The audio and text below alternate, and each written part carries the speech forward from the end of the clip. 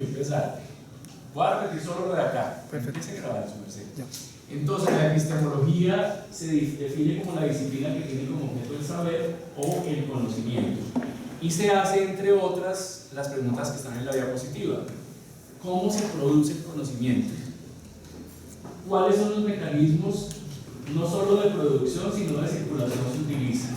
¿Por qué la ciencia en su emergencia y constitución ha requerido que nazca otra disciplina que permita estudiar y explicar eso que hace el conocimiento, para garantizar que tiene una legitimidad o un estatuto científico? Y una pregunta que no está ahí, pero que atraviesa toda la presentación, es ¿a quién le sirve lo que se investiga? Es decir, es cuál es la utilidad social del conocimiento, que es un tema que no puede ser ajeno a estudiantes de la universidad pública en particular. Como dije, la noción es tan antigua como el pensamiento científico, pero no quiere decir que haya nacido como una disciplina en el mundo antiguo. Nace como disciplina apenas en el siglo XVIII y se consolida con mucha fuerza en el siglo XX, y estamos en el momento extraordinario de un debate candente entre las dos grandes tradiciones que se presentaron en la lectura y que iremos viendo a lo largo de la presentación de una manera más didáctica, si es posible que en la lectura, cómo esas dos tradiciones en algún momento una se pone por encima de la otra, en otro momento esta se oculta y la otra aparece, en otro momento rivalizan, y miraremos qué está pasando al día de hoy en esa discusión. Parándome hoy y mirando hacia atrás, varios estudiosos de la epistemología han intentado caracterizar los diferentes modos de producir el conocimiento, y esta fue la clasificación que me pareció más abarcadora. Ya veremos que hay otra que es un poquitín menos abarcadora, pero que recoge esto. Estos autores entonces dicen que hay unas epistemologías que se llaman empírico-analíticas. Iremos desarrollando los conceptos durante la clase, precisando las definiciones. Ahí vamos a encontrar varias de las escuelas que irán apareciendo en las diapositivas, y haremos explícitamente la mención de a cuál corriente o tradición de la antigüedad pertenece. Luego hay unas epistemologías que se denominan crítico-racionalistas, donde ya empiezan a aparecer unas diferentes a las que están aquí y que están más del lado de lo que conocemos como los métodos cualitativos de investigación.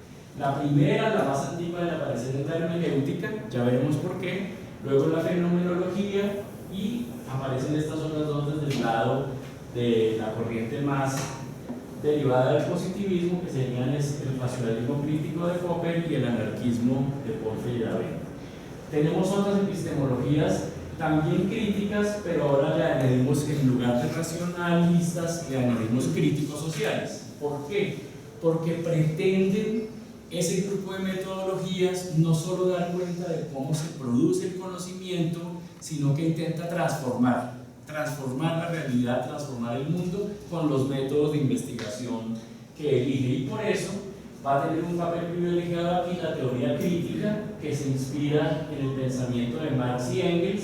Veremos la segunda escuela de Frankfurt, en particular a su mayor exponente, que se llama, todavía vive, Jürgen Habermas, quien también hace una propuesta de clasificación de los modos de producir el conocimiento más recientemente.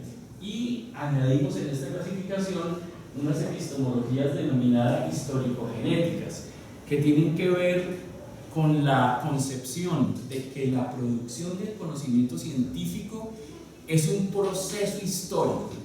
Para estos jóvenes de hoy eso es obvio, ¿sí? Eso es un proceso que tiene historia, pero para la discusión que vamos a ver hoy no era tan claro en el siglo XVIII y XIX que eso fuera así.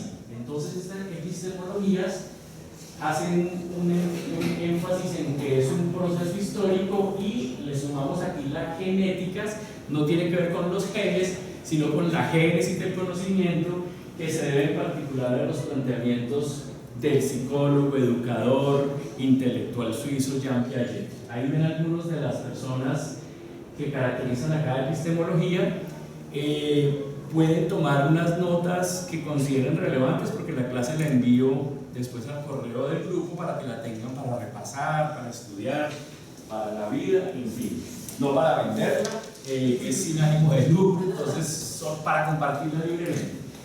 Esta diapositiva que se la tomé prestada a la profesora Carol nos muestra los orígenes, dónde nace esa disputa de la que nos habla Mardones, el autor del texto de hoy. Entonces los orígenes están en el mundo griego, en la escuela liderada por Platón, aquí en el centro de esta pintura, y la escuela liderada por Aristóteles, que lo muestran aquí, más joven que Platón, porque fue alumno de él, y es una pintura que se denomina la Escuela de Atenas, pintada por Rafael en pleno Renacimiento, donde hacen una elucubración de cómo podría ser esa discusión encendida entre dos pensadores que aún hoy recogemos y que son los que ponen las dos bases diferentes de los modos de entender la investigación hoy en día. Para efectos didácticos, entonces, todo el tiempo la clase va a referirse a la tradición platónica, ya la comentaré, y a la tradición aristotélica, y voy a ir mostrando en cada momento histórico quiénes recogen el pensamiento platónico y quiénes recogen el pensamiento aristotélico, para clarificar mucho mejor la lectura, que en ocasiones puede habernos generado alguna confusión. Entonces empecemos con el más antiguo, la teoría platónica. Ahí tenemos un busto de Platón, ahí se pueden entretener leyendo en las lunas donde se encuentra la obra de arte de la que estamos hablando. Platón vivió del 427 al 347 a.C. Casi todos lo recordamos, lo conocemos por el colegio, pero en realidad no hemos hecho una mirada profunda de lo que Platón nos quiso decir en relación con la producción del conocimiento. Ustedes recuerdan que esa democracia griega que nos han mostrado como muy perfecta era una democracia basada en el esclavismo. Entonces era, por supuesto, muy imperfecta, y solo los hombres libres, y en particular un pequeño grupo de ellos, los que se podían dedicar al estudio de la naciente ciencia. Ellos desdeñaban el trabajo manual. Ellos decían: uy, no, lejos de mi trabajo manual, como el de los odontólogos. Necesitamos un trabajo intelectual. Entonces, para Platón había dos mundos: el mundo de las ideas y el mundo de lo que se podía conocer, que estaba al alcance de mi mano, que él llama el mundo de lo sensible. Él debatía con los anteriores pensadores a él y decía: lo que hasta aquí se ha dicho que es ciencia, en realidad no es ciencia, porque para Platón existe en ese otro mundo un dios que él llamó el demiurgo. Seguramente han oído esa palabra del demiurgo platónico. Ese dios creó ese mundo según las formas tomadas del mundo de las ideas. Para hacer una semejanza, es como un pintor que va y hace un cuadro lo más cercano a la realidad, pero por más cercano a la realidad que sea ese cuadro, no es la realidad.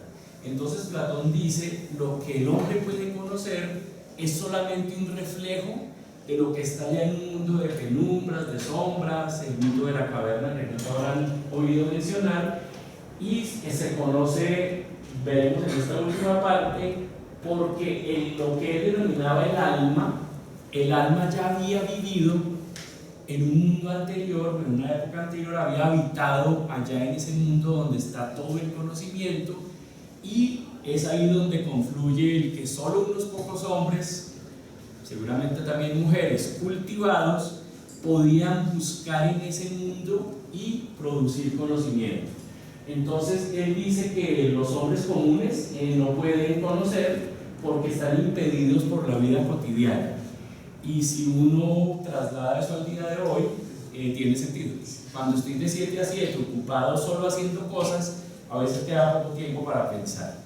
La tradición platónica entonces va a marcar los orígenes de lo que se denominarán, voy a empezar por la parte de abajo, los métodos cuantitativos.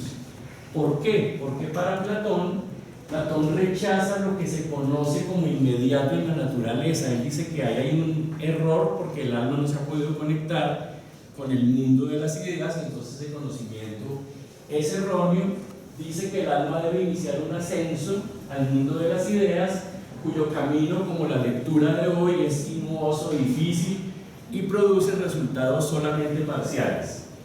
Aquí viene el elitismo de Platón. Para Platón ese camino estaba reservado para los filósofos, ya que la mayoría de hombres en su época eran esclavos, pequeños comerciantes, o los otros eran senadores, etc. Y entonces por eso la primera disciplina que nace con su propio estatuto de cientificidad es la filosofía, es la más antigua de las ciencias. Él dice que la vida cotidiana es un obstáculo para conocer y que es más un desconocimiento. Vamos a ver ahora por qué se dice que él es como el padre fundador de los métodos cuantitativos. Ya veremos en las siguientes diapositivas por qué. Hagamos el paralelo, el alumno de Platón, Aristóteles, que vive del 384 a 322, de manera contraria a lo que Platón nos propuso en la diapositiva anterior. Aristóteles dice que para la existencia de fenómenos lo primero y lo clave es la observación, que la seguimos usando hoy para la aplicación del método científico, y que la explicación es la razón de los hechos o fenómenos observados. Lo más importante en la disputa, en los debates entre Platón y Aristóteles, es que Aristóteles dice: necesitamos poder buscar las causas de ocurrencia de los fenómenos. Y para Aristóteles había 4 tipos de causas: causa material, causa formal, causa eficiente, pero la que interesa para la asignatura es la causa cuarta o final, que es la teleología. Teleológico viene de las raíces tele, a distancia, y logos, saber. Entonces televisión, teleprompter, todo lo que tenga el prefijo tele quiere decir a distancia. Entonces la causa aristotélica teleológica es la causa para la que fue hecha la cosa, la causa de la causa, o para decirlo en palabras más sencillas, con el fin de que ocurren los fenómenos. Por esto se dice que Aristóteles privilegia los aspectos cualitativos.